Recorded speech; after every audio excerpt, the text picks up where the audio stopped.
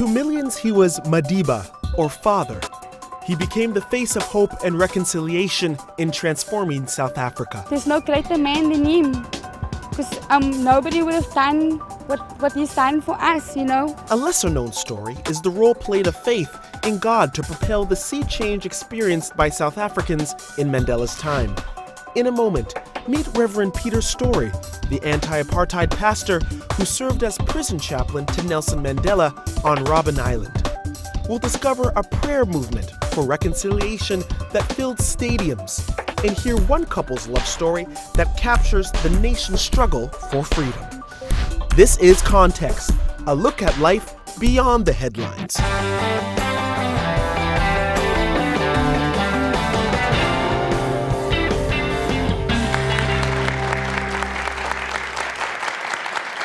Our first guest knew Nelson Mandela personally. Dr. Peter Story was Mr. Mandela's chaplain at the prison on Robben Island. And years later, with the end of apartheid, President Mandela appointed him to be one of the architects of South Africa's Truth and Reconciliation Commission. He joins us now from Cape Town. Dr. Peter Story, welcome to Context. Hello, it's good to be with you. You humbly wear the label of prison chaplain to Nelson Mandela.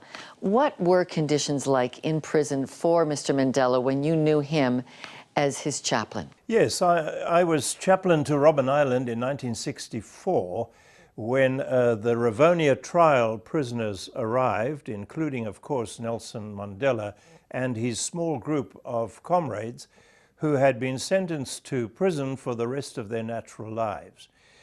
They were seen as public enemies number one, the most feared people in South Africa at that time.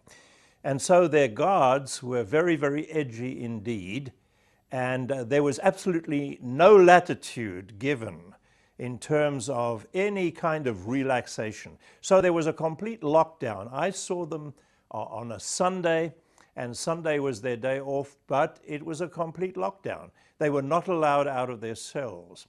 So when I conducted worship for them, I had to walk up and down the hallway, looking into each of the cells in turn, trying to make eye contact, trying to say something encouraging to each one of them as I passed. How would you describe the Christian faith that sustained prisoner Mandela for 27 years behind bars before he became President Mandela?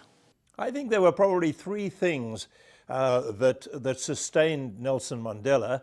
The first, of course, was his Xhosa tribal culture, which was very precious to him and which was very deep and taught him so much about how to listen to other people and respect them and so on. The second was his Methodist upbringing in the schools that he attended, the fact that he became a Sunday school teacher when he was at university. He was deeply involved in the Methodist Church in his youth, and I believe that the values of the Christian faith affected him profoundly and shaped many of his understandings of the kind of society that a Sermon on the Mount society, if you like, of fairness and justice and neighborliness.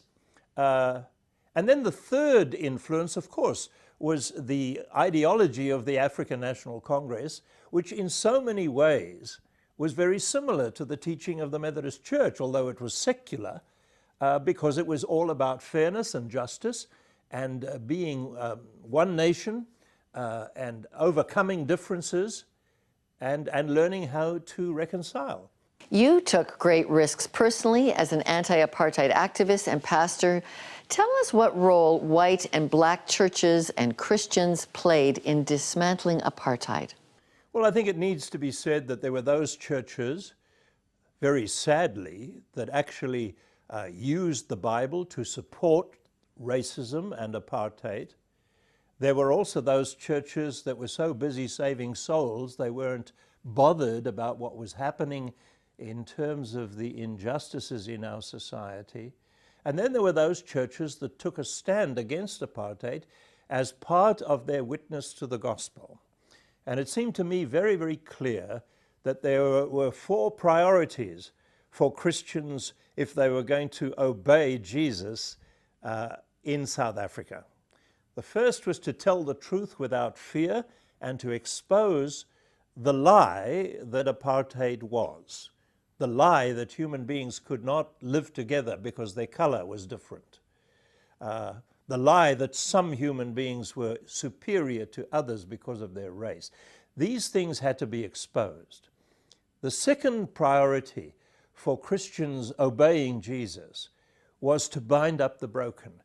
We know that Jesus came to change the world and to bring the kingdom of God, but he never lost the priority of caring for people who had been broken by life. And so the churches had to care for the victims of apartheid in a very intimate and personal and pastoral way.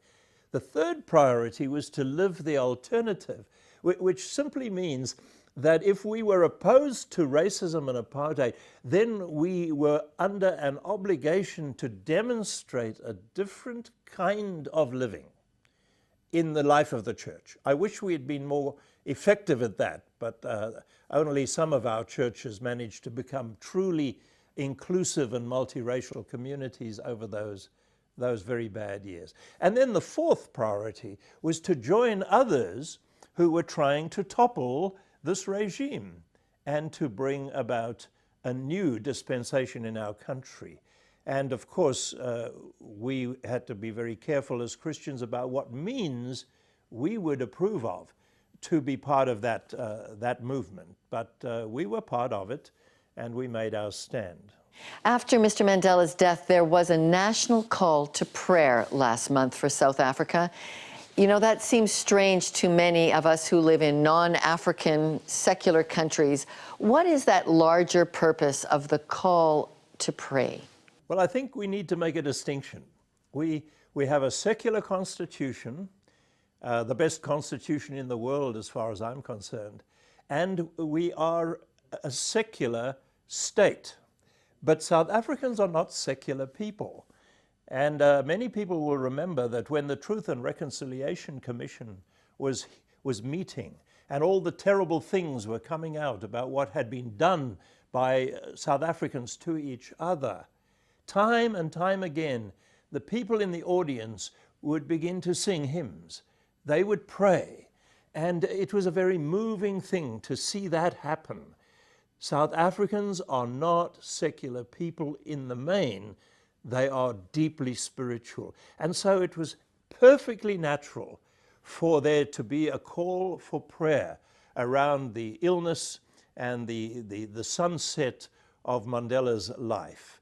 And I believe that he went into his last days just lifted up on the prayers of the people. We don't see that compromises our character as a secular state. It simply expresses that we are not necessarily secular people, that we really do love God and we do trust God for the future of our country. Dr. Peter Story, Mr. Mandela's chaplain, thank you very much. Bye-bye. Thank you so much. Now, how did behind-the-scenes prayer and diplomacy help avert South Africa from civil war? Find out when we come back.